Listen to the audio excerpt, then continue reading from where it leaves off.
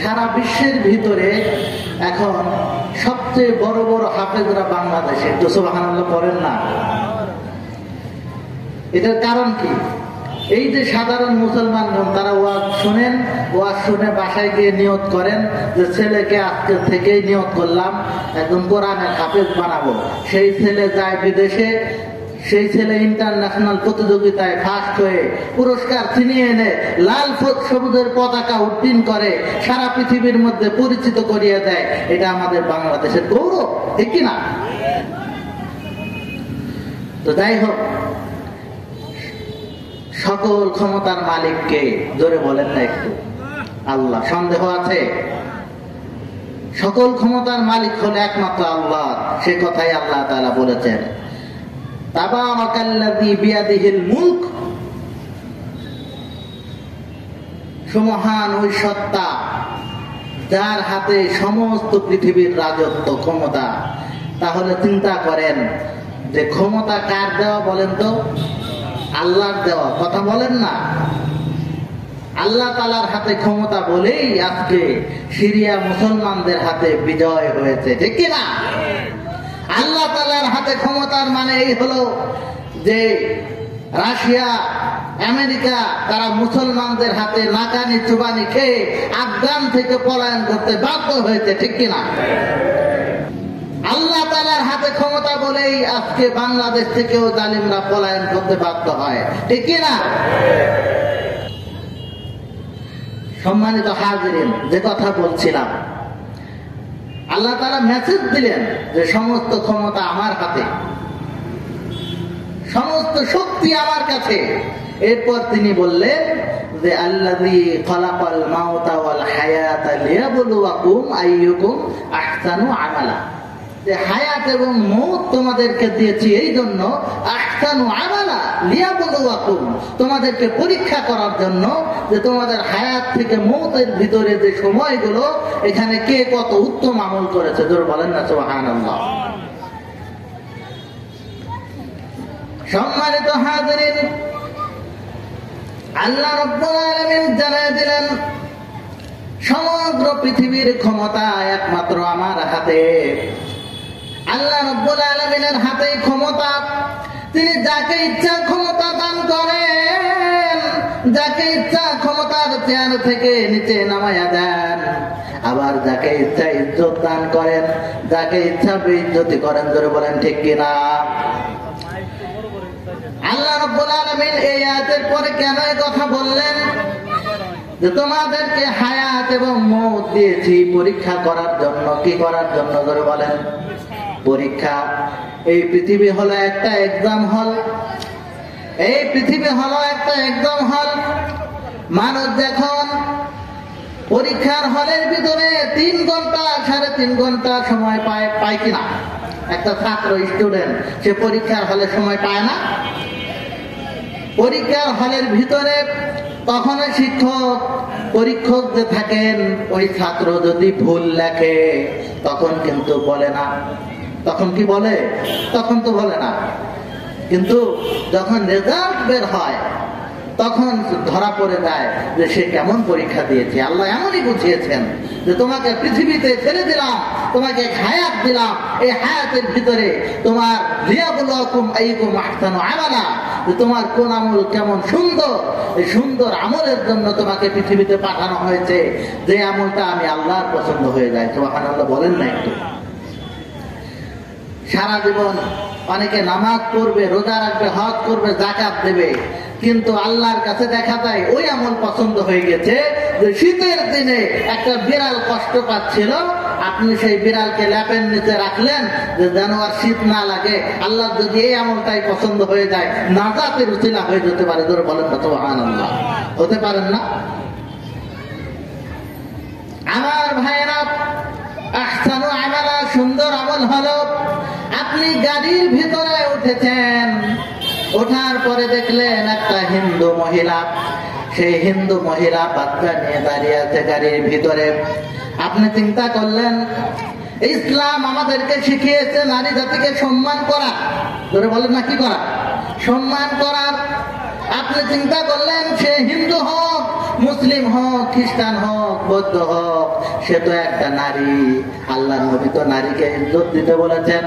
আপনি সিট থেকে দাঁড়িয়ে গেলেন, দাঁড়িয়ে গিয়ে বললেন যে দিদি একটু বসেন।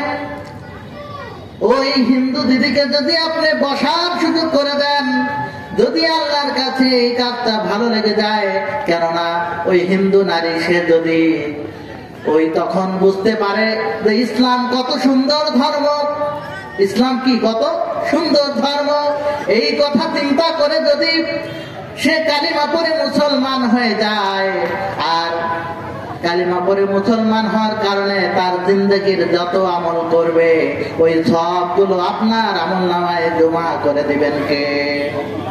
ধরে বলেন না, কে জমা করে দিবেন? আল্লাহ জমা করে দিবেন। কারণ কি? যে আপনার ইসলামের সৌন্দর্য আপনি মানুষের কাছে প্রেজেন্ট করেছেন, ঠিক না?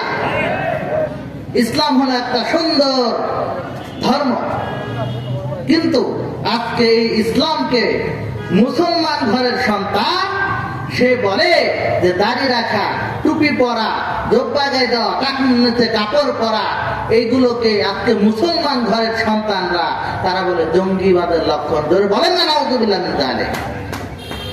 আছে না নাই এরকম কুলাঙ্গার সন্তান যে মুসলমান ঘরে জন্ম, মুসলমান পরিচয় নিয়ে সে সমাজে বসবাস করে, কিন্তু ইসলামী লেবাস পরিচ্ছদ দেখে নাক ছিটকায়। ধরে বলেন না, আছে কি নাই?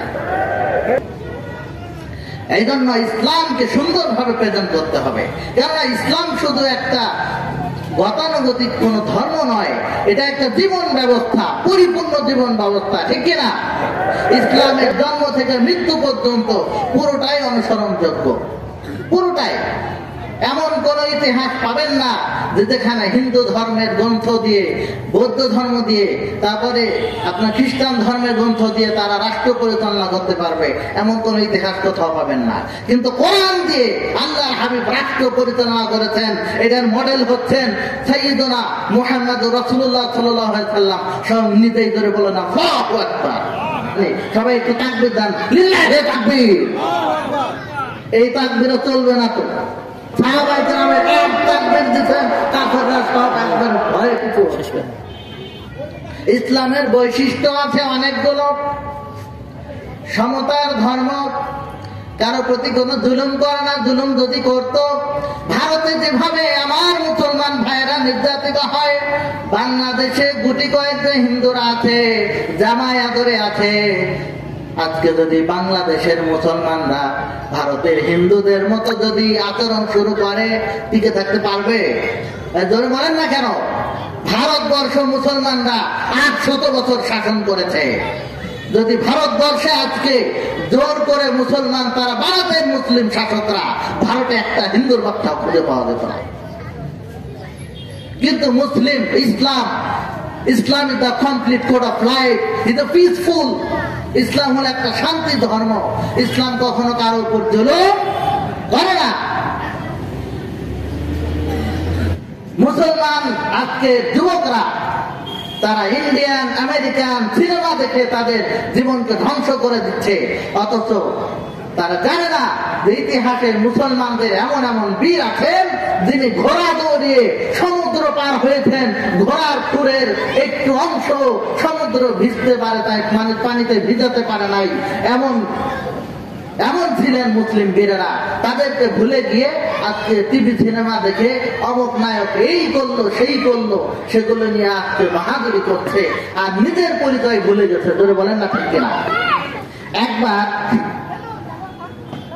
একটা বাঘের বাচ্চা, কিসের বাচ্চা একটু ধরে বলেন না? বাঘের বাচ্চা, সে হারিয়ে গেছে, তার পরিবার পরিজন থেকে হারিয়ে গেছে। ছাগলের পালের কাছে গিয়ে সে বসে রয়েছে। এখন ছাগলের যে মালিক, সে বাঘের বাচ্চাটাকে নিয়ে বড় করছে। কি করছে? বড় করছে, খাওয়া টাওয়া বড় করছে। এখন ছাগলের পালের সাথে ও মাঠে যায়, তারপরে আবার রাতে ফিরে আসে, ছাগলের সাথে ঘুমায়। কথা কি বোঝা যাইতেছে? এখন কিছুদিন পরে যখন সে একদিন হঠাৎ করে একটা কূপের কাছে গেছে পানি খাইতে, পানি পান করতে। কি করতে বলেন? পানি পান করতে গেছে। গিয়ে দেখে যে ও তো ছাগলের বাচ্চাদের সাথে ঘুমায়, একসাথে মাঠে যায়, ওর চেহারা মিল নাই। কি নাই বলেন? মিল নাই। এখন সে যে বড় হয়েছে দেখে যে ওর হাতের ভিতরে বড় বড় নখ, দাঁতগুলো বিশাল ভয়ঙ্কর, কিন্তু ছাগলের তো ওইরকম না। ও চিন্তা করে আমি কি ছাগল? আমি তো ছাগল না, আমি তো আসলে বাঘ। সে ভুলে গেছে আমাদের মুসলমান যারা নেতৃস্থানীয় যারা লিডার আছেন তারাও আজকে আমেরিকা ইউরোপের পাঁচটা গোলাম হয়ে তারা নিজেদের পরিচয় ভুলে গেছে যে তারা হলো খালিদ বিন ওয়ালিদের উত্তরসূরি, মুহাম্মদ আরবির উত্তরসূরি, হযরত আলীর উত্তরসূরি। এ কথা তারা ভুলে গেছে। তোর বলা ঠিক কিনা? শুধু এই কারণেই আজকে সিরিয়ার ওই বাশার আল আসাদ তার পরিবার 50 বছর মুসলমানদের উপর নির্যাতন করে আমেরিকার পাঁচটা গোলাম হয়ে তারা রাজত্ব করেছে, মুসলমানদের উপর নির্যাতন করেছে। এরকম ইতিহাস আছে। বাংলাদেশেও ছিল, বাংলাদেশেও ছিল। মুসলমানকে মুসলমান মারছে, জাতিকে ধ্বংস করে দিয়েছে।